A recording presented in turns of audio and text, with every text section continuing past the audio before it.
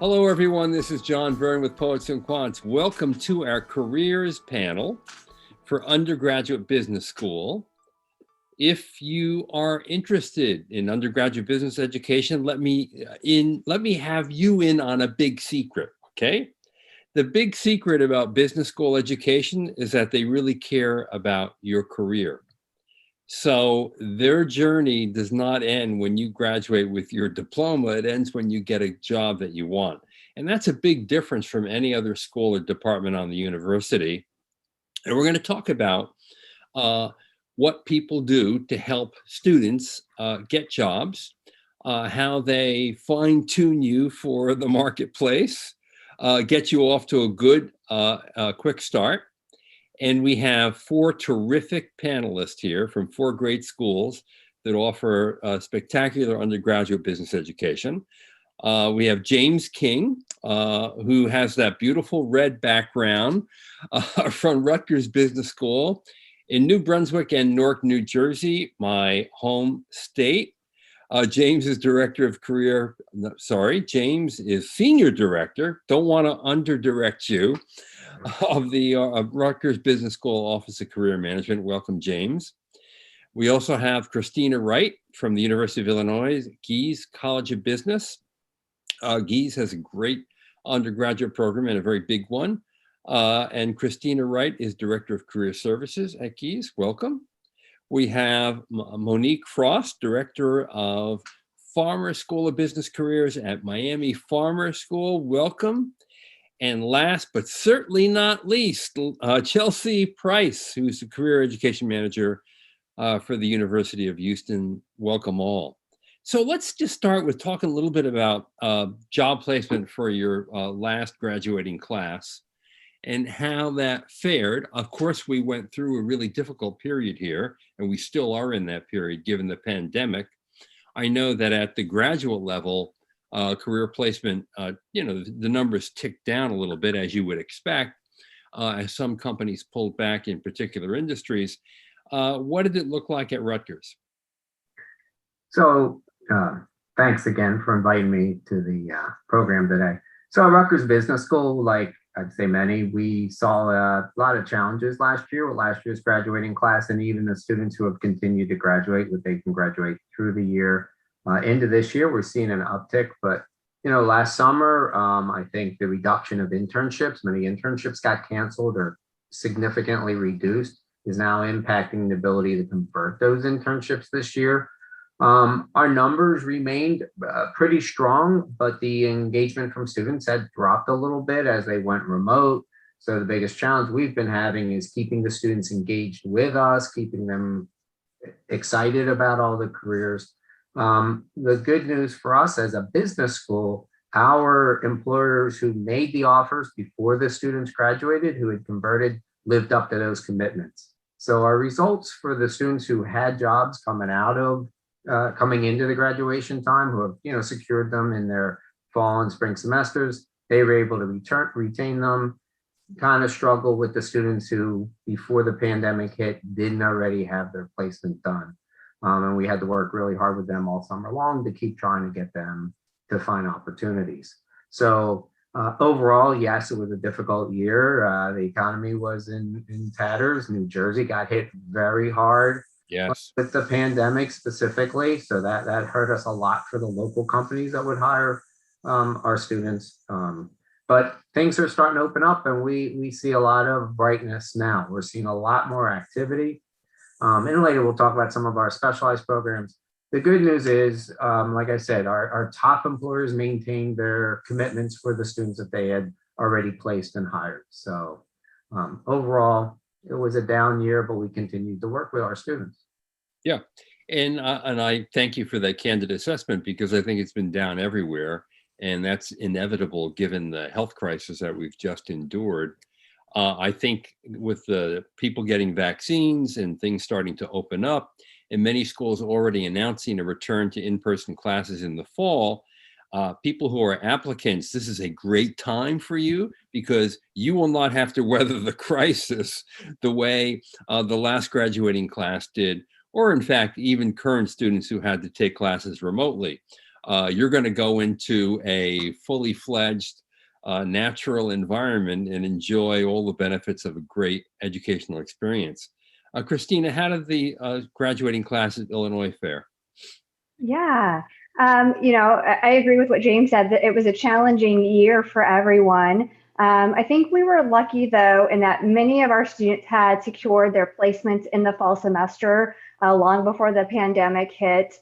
And so we did have some students that we worked with, after the pandemic hit in the spring, where they needed to find an alternative, starting career path, and work closely with them over the summer to identify those jobs. But we just released this past week our numbers, and we had a 97% placement rate for our graduating class of 2020. So we were really excited, that our students did get to go on to that next step. And even though there were some that were really impacted by it, we were able to work with those students and find some alternative career options. So, it was a challenging time. And, of course, all of those students started their jobs virtually. So that, was an entirely different environment to go into your career from home. Now, given the pandemic, how did you manage a 97% placement rate? And I'm assuming that's 6 months after graduation, right? Yes. Yeah, that's correct. I think really because of the conversion rate with our students doing internships from the prior summer, a significant portion of our students already had secured a job placement in the fall semester. And so it was really primarily working with students in some of the industries that were hardest hit by the pandemic, where we did see students lose those full-time offers and had to pivot into something different. And I bet you really reached out to your alumni and leveraged the alumni network to help those students get those jobs who didn't have them, right? It was definitely a college-wide effort. We were reaching out to faculty, alumni, programs, connections, really trying to make the best opportunity for our students, and even those who had a delayed start. So some of our students were planning to start their careers over the summer or early fall and got start dates that were pushed back, a few months, up to 6 months. And so we worked together to find some intermediate paid opportunities for those students as well. Yeah, and I want to emphasize what you just said. I want to make sure people heard it. You reached out to faculty, to staff, to alumni to get people placed. I'm just going to tell you, if you don't know this already out there, graduate with a degree in English or political science, as I did. Go to the University Career Services Office, and guess what? You might get a smile. You might get a little help on how to put a resume together. That's about it, folks. Okay. Monique, give us a situation at Miami. Yeah, I echo everything that has been said. At the time of our graduation time last May, we were between 80 and 90% of placement. And so I'm sure if we follow that up now, we'd be closer to a number that we would love, which is 100%. And we're projecting to do above 90% this year. So we're really excited about that. We implemented some strategies early on to survey our students. It's not ideal when there's so many things going on, but we knew that in the career space, we didn't want to take a shot in the dark and guess who had what. We knew about certain majors, and we know some of our students who lock opportunities down early, but of those other students, we didn't want to guess, we wanted to know. So we identified those students who did not have an opportunity, and we really hit the ground running and used faculty and staff to really work with our students to find opportunities. And I'm glad you mentioned this, John, because we felt so much love and just help from our alumni. We had so many alumni reach out with regards to wanting to present opportunities to our students during the pandemic. And for sure, that plumped up our numbers as well. They were doing it before, but there was a little bit more of seeking. This time, our alumni and employers said, no, we want to let you know, we have space, we want to hire your students. And that was really helpful.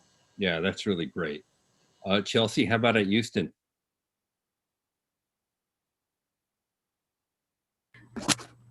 So while we recently started gathering spring 21 data, We don't have complete data for it, but the signs are encouraging for us. Most employers didn't stop recruiting as much as they switched their method of doing stuff and connecting with our students and conducting their internships. All of our career events were virtual last semester and currently, as you can imagine, but jobs and internships are still being posted in our system, and those numbers continue to increase each month. And that is an amazing thing for us and something that we would not have expected considering the facts here. And employers actually project that they'll be hiring 7.2% more new college grads from this class than they had hired in 2020, according to NACE's Job Outlook 2021 Spring Update. And that's a great thing too. In terms of our accommodation rate after graduation, our accommodation rate includes students who aren't seeking military, continuing education, et cetera, starting their own business, things like that. The percentages are 66% before graduation for us, 92% at 3 months, and 96.6 at 6 months. Wow, yeah, that's fabulous. Now, there are a lot of people out there who may not know what a business education is all about. And they may not even know what are the different career possibilities in business. And let's face it, if you're a senior in high school, it's hard to know what you want to do for the rest of your life. Let's make the case for business. I'd like to talk a little bit about, if you study business at college, what do you really get from it? And does it deny you the opportunity to study other things like political science, philosophy, geography, science, whatever? James, you want to take a crack at that?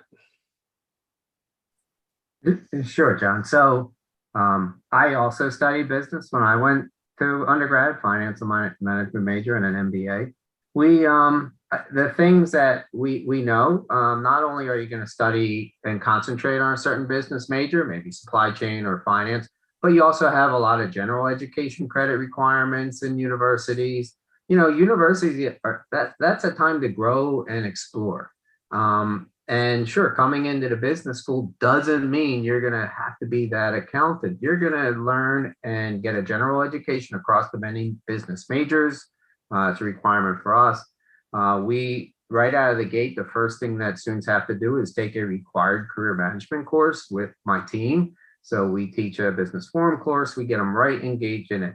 But they also have opportunities to be part of a sustainability project, opportunities to dual major in communication, or I've seen them major in a foreign language as a dual major. So there's lots of opportunities to join many different student groups, to work on this. So it's a time to explore. So the things I always tell people or parents, anybody who asks me, what's their passion? What are they interested in? If they're interested in something, they're going to spend their time to learn and be really knowledgeable, and not only just what they're going to learn from the academic side, but what they're going to learn from their mentors, what they're going to learn from the industry.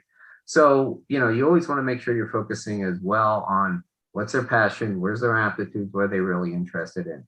And we see many students, right, they're going to switch out their major partway through when they see or find that thing, something or some professor is going to spark that interest for them. And they're going to say, you know what, I thought I wanted to do this, but now I've realized I'm much more interested in something else. So just because you're coming into business now, what a business education does do, prepares you for the business, prepares you for the markets, prepares you to succeed in business. Whether you want to be an entrepreneur, whether you want to get into Wall Street, whatever your interest is, the key is business school is going to prepare you to do that, not just academically, but personally through all the programming that we do outside of the academics as well. And the truth is, everything we do in life has something that's connected directly to a business school curriculum. If you want to lead other people, if you want to work effectively in a team, if you want to know how to do a convincing presentation, whether you work for a nonprofit, an NGO, the government, in education, or in business, You need to know all those things. And having the basic knowledge of accounting, marketing, finance, strategy, in addition to the soft skills of leadership and team development, is going to help you no matter what you do. So that's, to me, that's really the strong case for business. I wish I majored in business and was smart enough as a first generation college student to know the importance of it instead of majoring in English and political science, believe me. And then I wish that I got an MBA instead of a graduate degree in journalism, another totally useless degree. But that's another story. Christina, what advice do you have for a parent who has a high schooler? And, its cost of education is very high today.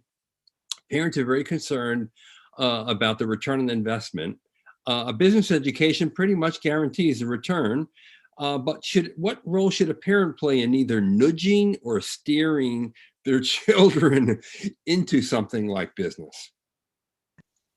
Yeah, I think this is a really common question and concern that we get from a lot of parents.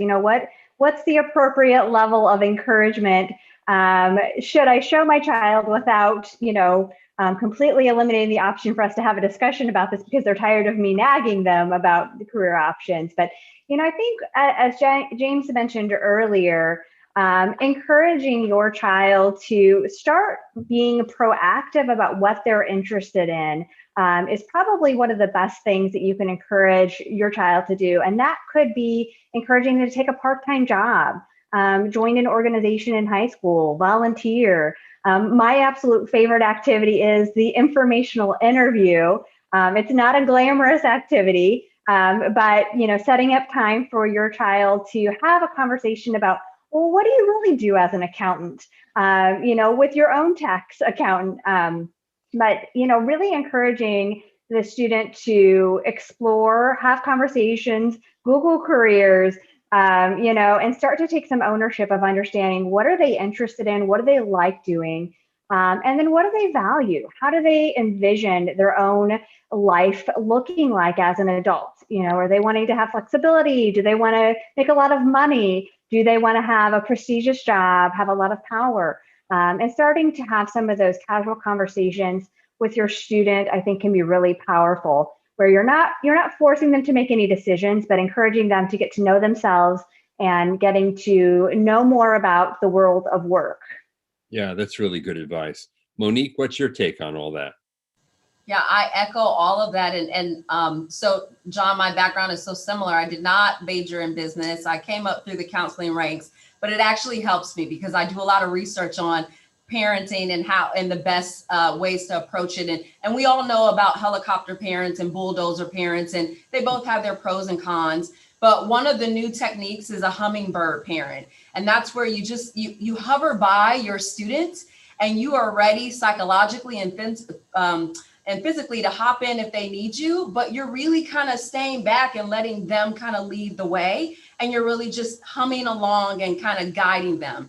And I thought that was awesome because a lot of times what we'll hear from students is, our students will come in with family businesses and they'll say, I don't want to work at my dad's company or my mom's company. And sometimes I think that's a little bit too much of the helicopter or bulldozer. And so I think if parents can just hover a little bit and let them explore and do all of the things that Christina said, I think students will find their way.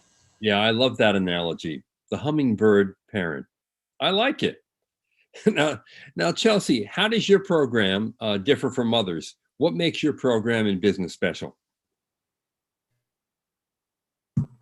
So our program is different in that there are facilities, events, classes, and programs that are geared specifically for business students and exclusive to our community, which allow our students to grow and showcase their skills in the long run. And that also includes a career development course similar to what I believe James mentioned, that prepare students early on in their start with us at Bauer to start identifying potential business majors and landing on an option for themselves. We also introduce them to the career leader assessment, which is something that which is an assessment that evaluates their strengths, motivators, and skills, and culture match to give them a career match at the end.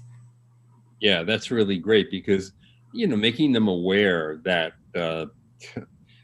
at the end of this educational journey, there should be a result, and making them aware of it early and putting them on that map is super important to having a successful outcome, obviously. Now, Monique, what makes your program stand apart? Yeah, we're really excited. After doing benchmarking for several years, we talked a lot with our employers and really tried to listen to what they were saying our students would need for future careers that were not even invented yet. So we took that very seriously, revamped our curriculum for our first year students, and created a first year integrative core. So all of our first year students will go through a sequence of 4 classes that are designed to give them an intro into aspects that they will need to know for the business world at the freshman level. So they take a coding class, they take a business communications class, a business writing class, and an entrepreneurship class all for 1 semester. And while they're in that semester, they're working with a top company to solve a client case, proprietary data, and so forth. And at the end of that semester, they're presenting their findings to senior leaders. And so they're getting collaboration skills, presentation skills. They're shaking in their boots when they're presenting to some of these top employers. But that's what we want at the freshman level. So by the time they're seniors, it's almost like second nature to them. So we're really proud of that. That's impressive that you're doing that with freshmen and exposing them to local companies and putting them on consulting assignments. Wow, that's something that really is. That would make me quake in my boots. Christina, what makes your curriculum special and the experience at Gies special? Yeah, so I think similar to what Chelsea and Monique have mentioned, we have really been focusing on this wonderful integrative experience during their freshman year through our O1 courses, which continues through the cohort all the way through senior year. But I think in particular, a couple of the activities that make this class really unique are that our students are doing design thinking during their freshman year. So they're creating an Odyssey plan and really spending time examining how their career ideals mesh with the world of business. And similar to Monique, they're working with a company and presenting a case during their freshman year. But we take that even a step further. And throughout this course, we begin to integrate our relationships with the employers that are interested in our students. So for instance, we hosted a 900-person networking event for all of our freshmen, and every student had an opportunity to have a one-on-one conversation with an employer. So I think, really emphasizing their ability to have these conversations with employers from the very get-go of their career is really important to our students, and working with our employers to identify the skills that they need and the relationships that they want to build is really valuable. But also to that, the experiential education. I think, our students value what they learn in the classroom, but it's really putting that into action. And 97% of our students have an experiential education throughout their Gies career. And so they have those examples to put on their resume to talk about how they've worked and solved cases with some of our clients. And, they talk about experiential learning opportunities. This is also different because most other colleges and departments in a university do not have experiential learning. And if they do, they don't have it to the extent of a business school, which actually makes people roll up their sleeves, work in teams with a company or an organization, could be a nonprofit, and come up with a solution to a challenge, and then have to effectively present it in front of a group of very skeptical people who are very learned in the field. James, how does the Rutgers curriculum stand out in the experience overall? What is it like? So at Rutgers, our business school, we've done a few things. One, we have a dedicated career counseling team that I lead. Every student, every program has a dedicated career counselor, no matter what program you're in, from a graduate level, executive MBA, all the way down to the undergraduate teams. At the undergraduate level, we we're a large school, but we work on making them smaller communities. We have we call our Road to Success programs. We've got a Road to Wall Street, a Road to CPA, Road to Entrepreneurship. We just opened up a Road to Consulting. We continue to do that to let those, let's call birds of a feather, come together and really focus on the area that they're trying to get into. In addition, we were talking about experiential learning. That is so important here at Rutgers Business School. We know that as everybody's been talking about, internships convert, right? When you have 80% of your students, 90% of your students having internships, you get the rates that we're all seeing. Rutgers, we've averaged 88 to 90% placement rates over the last 4 years. Even last year, bad year, we were still at 90% employment.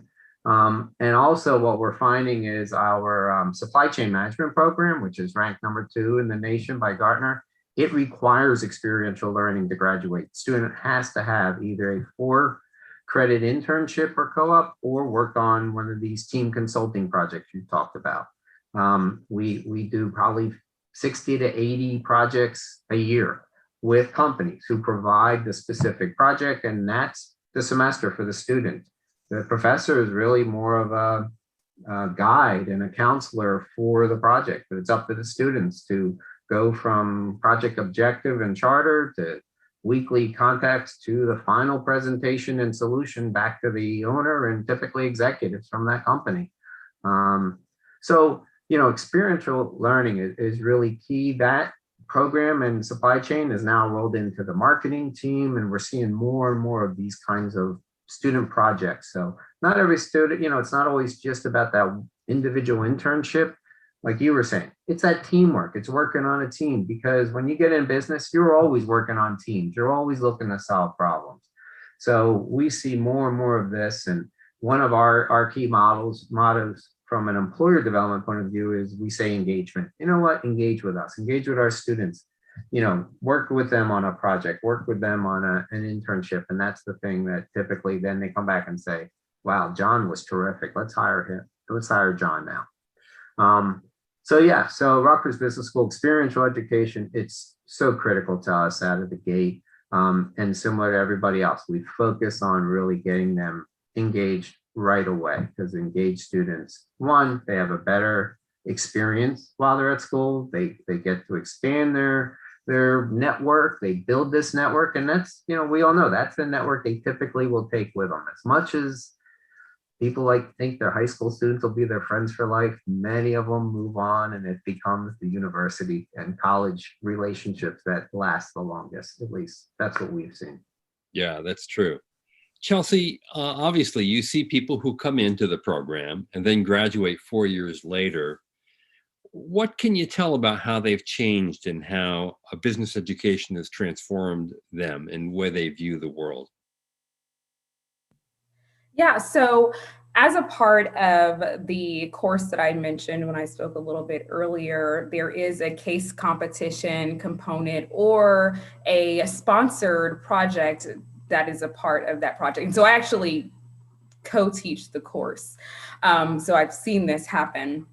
But as a part of the course, they're one of these 2 projects that students have the option to choose from. And years ago, we had a group of students who participated in a sponsored project, meaning that they were working with a company for 8 weeks to solve some problem for them with a team of 7 other students who they didn't know from anywhere. They just knew that they were in the class with them and had to solve this problem for the company, conduct research, and present it to them at the end of the semester and get the grade from that company, not from us in the class. Throughout the project, the sponsor will update us, send us pictures, let us know how it's going. And at their presentation at the end of the semester, they put them up in a boardroom and took some really nice pictures of how the project ended up. And this project was with a commercial bank that particular semester. So they sent us some of the photos and we got release from the students to use the photos as we saw fit from that point on. And eventually we said, this is a really good photo and we're gonna put it on the brochure for this sponsored project because we recruit employers year-round to participate in this opportunity with us each semester. And this really nice photo ended up on the front of our brochure that year. And as we're passing it out to potential employers here and there, eventually a former student approached us and said, hey, I'm working in the field right now, and I realized that this is me on the front of this brochure. And I took this class 4 years ago, and I never would have thought that I would see myself represented on the front of this brochure. I remember doing the project, and I'd love to speak about it moving forward if that opportunity presents itself. So it is really interesting and rewarding to hear students he works, I don't know if I said this, he works for that bank. So he earned a job through the experience of doing a class project. So it's really rewarding to see how students evolve and gain opportunities just by earning their education. That's a great story. I love that story. Now, Monique, you've seen many, many people enter and leave. How do you think that business education changes them? We're really grateful at Miami because we're founded on a liberal arts education. So that framework, we say it prepares you for an ever-changing world. So we encourage our business students to explore opportunities outside of the business school, academically, as well as co-curricularly. So we were asking some of our current students, how do you change from freshman year to senior year? And, by the end of their time here, they've done it all. They've done the experiential learning opportunity. So we do have that as a requirement. So 100% of our students will get that opportunity checked off on their box. I think we're forgetting about study abroad, but we have nearly 70% of our students that go abroad when we're able to, in the farmer school business alone. So that scope in itself changes our students when they study abroad for a semester or a summer and so forth. And so naturally, we just are creating great thinkers, problem solvers, and students who are really ready to take on the world's problems. And I think that last piece, the world's problems, is the entrepreneurial piece. We really say, we want you to go out, design your career. We know that finance and investment banking is a great area, but throw on a writing minor so that you can communicate stories well when you're working in these roles. And so by the end of it, our students have done it all, and we push them to do that. And sometimes we don't have to push them. We have to pull them back a little bit. So, and I see that in general. Today's generation really wants to do good for themselves and others. And I think business education has adopted the same format. I mean, most schools are arguing that business can be an incredible force for good. You can enact a lot of positive change, generate meaningful employment and purpose for a lot of people, help society. Christina, can you talk a little bit about that?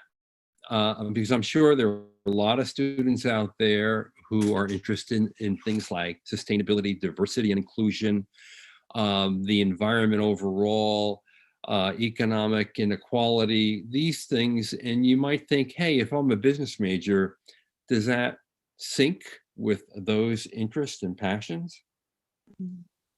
Yeah, absolutely. So I will say that this is, an area that Gies has really put a lot of resources and thought into, particularly recently. We have what's called the Disruption Lab. And this is just such a phenomenal resource for our students who want to take, a problem and look at a bold and imaginative solution to that problem. And so we offer, the resources for technology, for activism, to address political instability through the Disruption Lab. And so I think that, not only are students coming to Gies to learn how to solve business problems, but there can be expansion of those skills to, world, society, political problems as well. And those are all the resources that they're going to find within the college. And I think too, one of the amazing things about the business education is the confidence that it instills in our students who come in. Many of our students are high achievers in high school, but come into a brand new dynamic working on real life problems that they've not had the opportunity to do before in their high school education. And as they, start to build their leadership skills, their communication skills, they get this continuous loop of feedback. They have that confidence to say that I can forge my own path. I can solve the problems that are important to me. I can, influence change in society with a business degree. Yeah, you may raise an important point, self-confidence. Not cockiness, not arrogance, but confidence in yourself that you can do a job, do it well, and basically stand up and be involved. That's a really important part. And I think the skills that one learns at college, in particular in a business education program, instill self-confidence without question. James, is Rutgers doing things to address, society's big issues? So we have a lot of programs that are working on that. We right now there's a initiative at Rutgers. It's called the Big Ideas Initiative that they're working with the foundation, as well as with students working on anything from sustainability projects. We've recently come out and announced we're going to eliminate fossil fuels. We've divested from investments in those areas. Of course, decades from now, by the time it takes to convert everything. Sure. But there's a significant number of projects that are going on there, and students become part of that. And many of them lead these 100 initiatives that are going on across the university. And similar to what Christina and Monique and Chelsea were saying, business school students are specifically aligned to support that, because they understand that it's great to have a great idea. There's another way to know how to make it work from a financial point of view, from an ability to create the systems and networks that make these things go, to bring in the networking skills that we teach them, to bring in the right constituents, right? So it's one thing to have an idea, it's another thing to be able to actually work and create the details that go around it.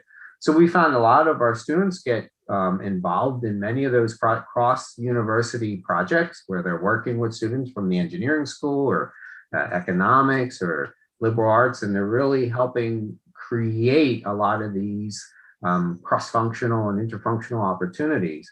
And right now, and just recently, we've got faculty who are talking about creating a new, we were calling it a grand initiatives program, where students would be assigned something like that, like whatever it may be, whether it's the digital divide or something. What are the grand ideas, and then having students come together and start working on some of those. So there's actually been a recent proposal to even expand the amount of work that we're doing beyond the current projects that are going on.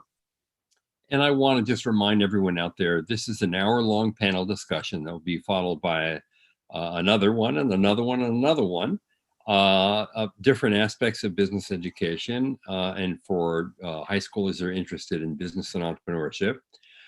We have already questions that are coming in, and some of them are really good. And I want to let everyone know we're going to get to them. We have 20 minutes left, and I assure you I'm going to try to answer every single question that comes over the transom. I want to ask a question that I would ask if I had the privilege to come to your school, to go out to a nearby bar with a group of your students and have a drink and have a candid conversation about your program. And my favorite question is this: what are the 3 things about your experience that most resonated to you, that you'll remember years down your path, that you really enjoyed and that made a difference in your life? So Chelsea, if I were to come down to Houston and meet with your students and have a beer with them, what 3 things would they tell me were really special about your program that they'll carry with them through the rest of their lives? Oh, I think you're muted. My space bar is not working the way it should be. There you go. So I think if I were one of the students, if I were to guess, the students would point out the fact that our faculty and staff really rely on the support of our alumni network and use them to our advantage as much as we can to connect the students and them to one another through mentorship programs, through student organizations, and through mentorship programs that exist within classes that they're taking, and in any other way that we feel like we can connect them, even if that is through LinkedIn and just encouraging them to seek things like informational interviews, like Christina suggested, just by knowing that the UH alumni network is strong and they are proud and they are always, always willing and open to do a coffee chat with someone who's been in their shoes before. That's one thing. I also think that they would point out the fact that that career development course really falls at a great time in their academic career, because when they come to us, they come from their transfer institution, which in many times is a community college, and they haven't been introduced to a large university like what the University of Houston is. And they're all of a sudden learning that they needed to be looking for an internship yesterday. And today we're saying, have you finished your resume yet? But we encourage and push them very quickly while also saying it's going to be okay. And we do that with a lot of enthusiasm and support from our career counseling team at the graduate and undergraduate level, and set them up for success through that course and introduce them to the majors through career panels while they're in the class, to really let them know that we want them to find their place in business if that is truly what's for them. Third, you threw me for a loop. I really don't know right now. Recently, I would say third, they would be proud to say that the University of Houston made it far in the recent Final Four championship. And hey, that's a big deal. I don't know much about sports or basketball at all, but that would be something that I were proud of, whether I know anything or not. But we're really proud of our programs and our connections, and we really lean on all of the resources that we have and we know to point students in whatever direction they need to go into. And I think that they would truly say that that's evident from our faculty and staff. That's great. Monique, what are your three things?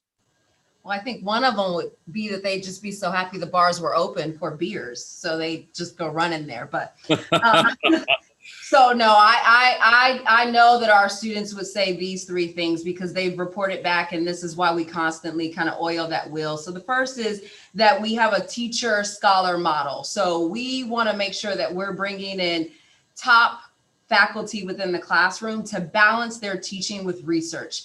That's how we know that we're disseminating knowledge and expertise to our students in that particular field. So we really pride ourselves on that. We really pride ourselves on the ratios. And our motto is, if our faculty can do research, then they can bring the expertise to the classroom, because without our faculty, it would be so difficult to get our career message out and really integrate career curriculum. The second aspect that I think students would highlight or alumni would say is, you know, Miami and specifically the Farmer School of Business really prepared me for a global mindset. So we have alumni across the country, across the world, and they're prepared to encounter what the global problems may be. And so that's why our study abroad numbers are close to 70% and so forth, because we really want to make sure that our students get a diverse perspective. And so we want them to think globally and think about how to solve problems creatively. And so we work that into their curriculum and really hope that they emphasize that and partake in that. And then I would say the third piece is Farmer's effort to really make sure our students are engaged and that we have an inclusive atmosphere.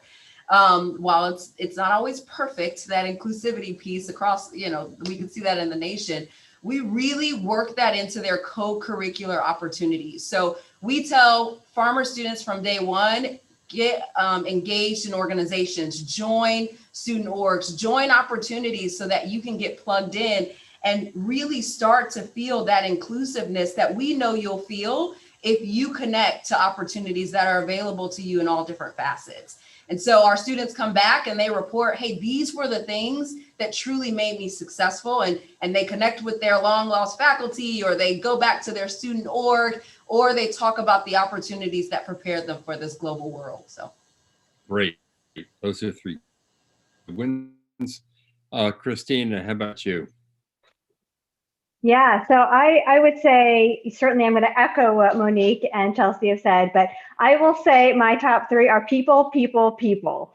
I think it really is the dynamic and engaging faculty who are clearly so passionate about our students and the projects they're doing and their career paths that make, the college a very memorable experience for our students. But, beyond our faculty, who, amazingly adapted so quickly to the new virtual environment and work, I think, tirelessly to engage our students, over a laptop during this COVID period. But, I think it's also our alumni who were so quick to hop in and offer support to our students, who reach out very actively to engage with our student, seek out opportunities to continue to help the next generation.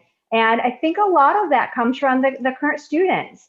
The students that we admit are so phenomenal, but they also are so giving and so motivated that, we often talk with our seniors and ask them about the success, of their newly landed job. And they always credit it back to the people, whether it was an organization that they belonged to who had a dynamic relationship with an alumni, or a faculty member who made a connection or introduction, or who brought an employer into a class to do a presentation.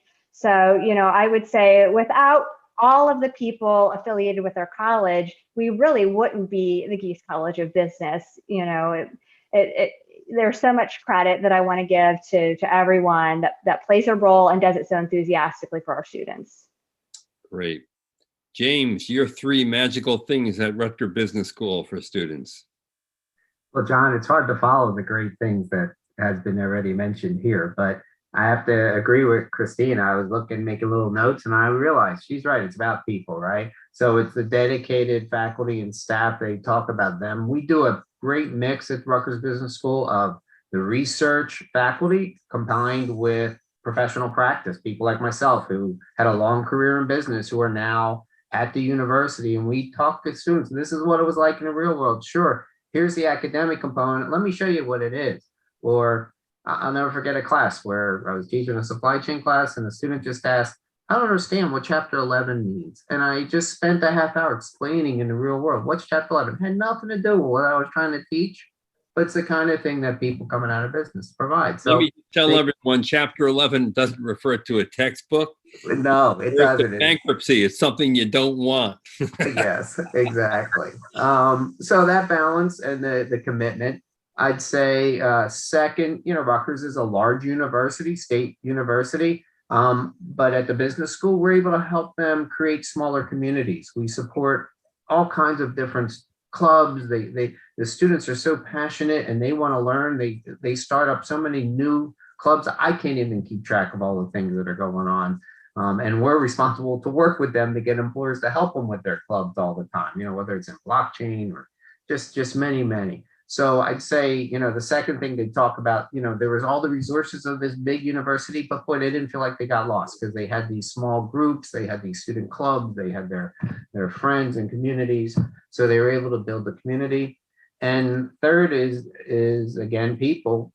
It's a diverse community. They're meeting people from all around the world. We have over 100 countries that send students here. They're very diverse communities, very diverse student body and faculty.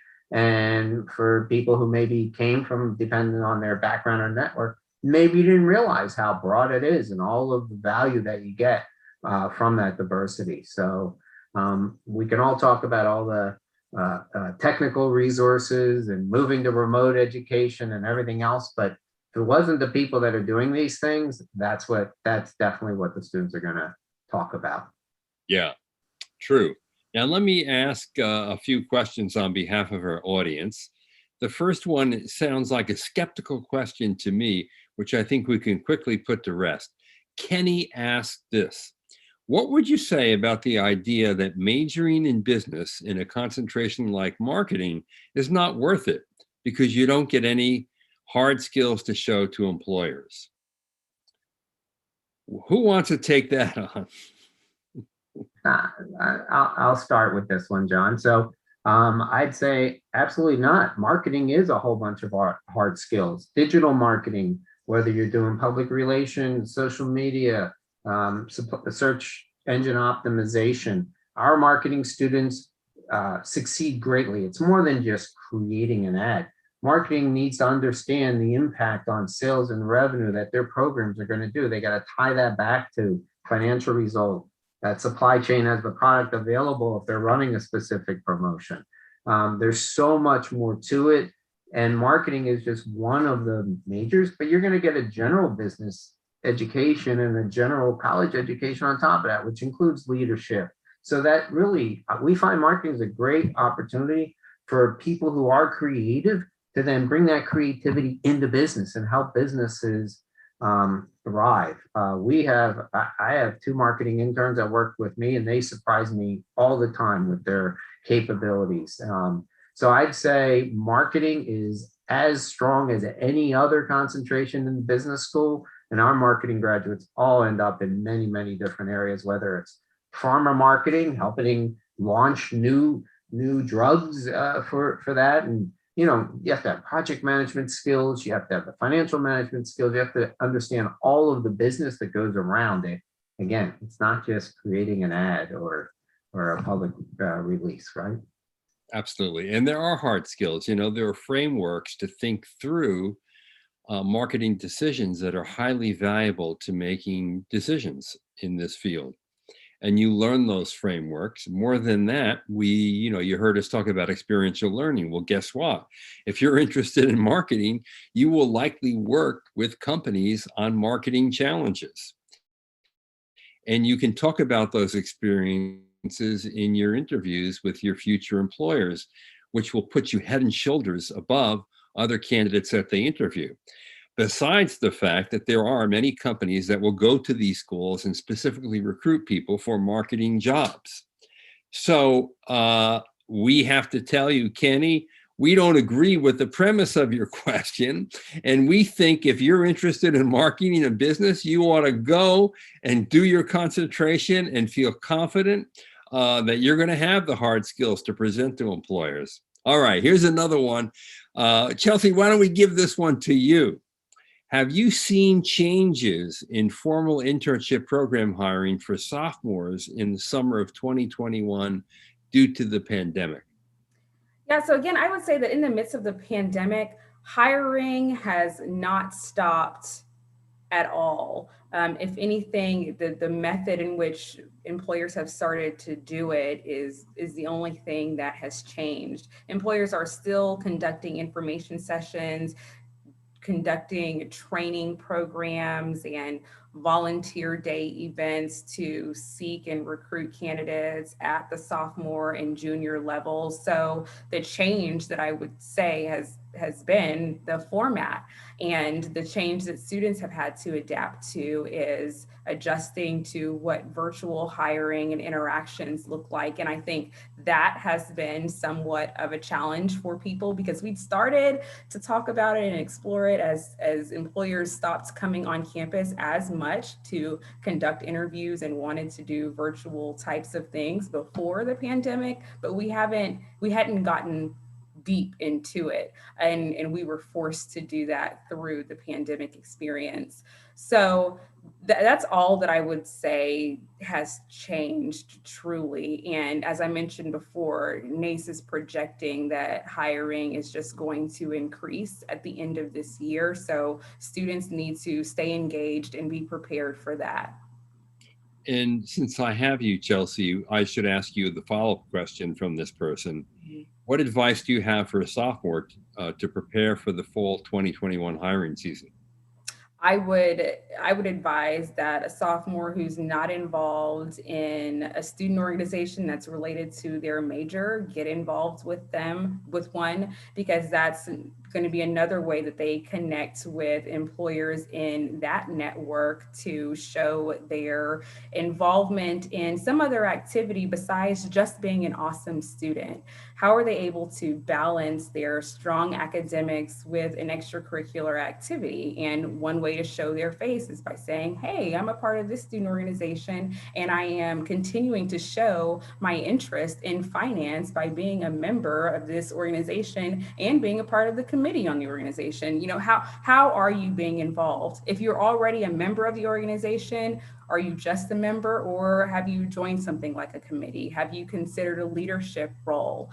Are you really putting your neck out there to introduce yourself to employers?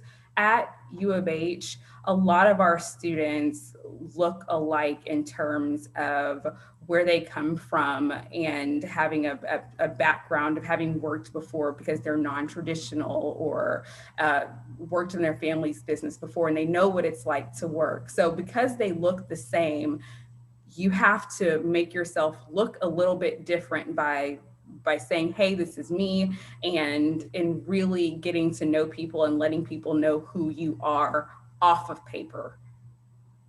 Right. Yeah, that's really good advice. Monique, this one, let's see if you can answer this one. Have you seen a different focus on diversity hiring than in years past? A lot of companies talk the talk of diversity and inclusion. Are they acting on it? Yes, I have seen a change in diversity hiring in just this past, year. And I would say a lot of that is devoted to the climate that we're in, right? So you take a look at, what's happening just nationally and so forth. And I think naturally that just kind of made something arise in people. And so that's just the nature of where we are. I think it's twofold. So I think employers are absolutely looking at their diversity, their mission statements. And I really think that they are trying to embody what diversity is for their company and align it with their mission. Like anything, it's going to take time, but I see employers really trying to make an effort, and it's genuine. What I think is so much more telling and something that I'm so proud of is to see that our students care about it. And I'm not just talking about one demographic of students. I'm saying all of our students are saying, we want to see employers talk the talk and walk the walk. And if they don't, what does that mean for me, for my values and so forth? And so I'm excited to see our students see that diversity matters. And we're not just talking about race, but we are talking about race in that as well. But it's really important to know that, you want to be someone who is a change agent and you want to be a part of the solution and not the problem. And our students take that seriously and they hold our employers accountable and vice versa. So I see this as being a benefit to both and really taking place. Yeah, that's great news. Now we have someone, Danny, whose mom went to the University of Illinois and whose dad went to Miami University. So how about that? Danny has a really interesting question. He wants to really specialize in real estate. And he wonders if that is too specialized and not worth doing at the undergraduate level. Christina, do you have a thought about that? Yes, well, certainly. I think it's fantastic to know at such an early age that you have such a strong interest in a particular area. That's fantastic.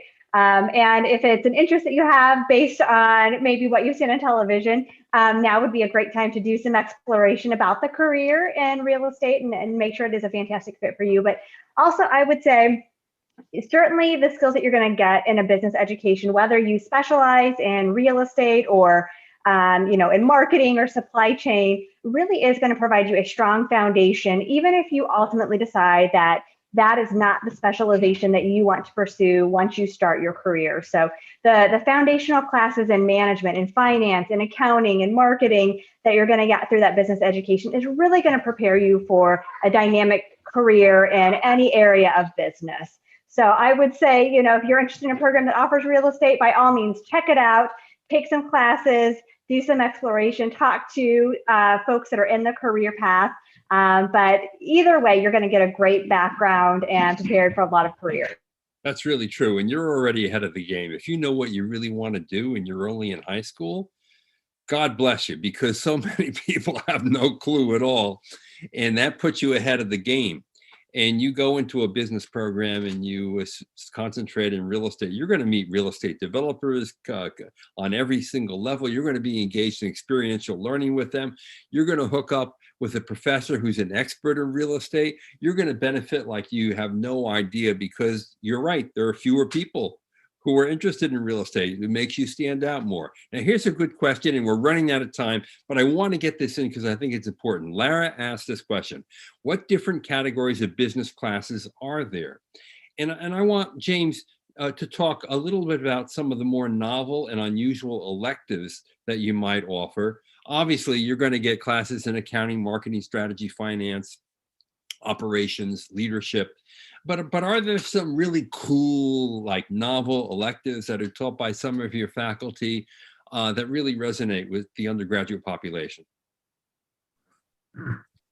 Sure. So as you mentioned, we have all the core courses and core programs that everybody goes in. But as we get into the elective side, the ones that we find the students are very interested in, we were talking about the experiential learning or the management consulting classes where they're working on projects with employers. That's a big one. In our supply chain program, one of the classes that, let's say, sells out right out of the gate is a risk and disruption class. And it's a class that every semester there is something to talk about, whether it's a container ship blocking the Suez Canal or a pandemic shutting down the supply chain. You're literally discussing common problems that affect the supply chains at Apple, at Amazon, and all these other companies where supply chains are integral to their operations, including Nike. Absolutely. And we have another one that is it's an interesting course. It's on supply chain sustainability and circular supply chain. But one of the things the professor does is goes out to a landfill and goes and finds a section where it was stuff that was thrown away 15 years ago to see what's it doing.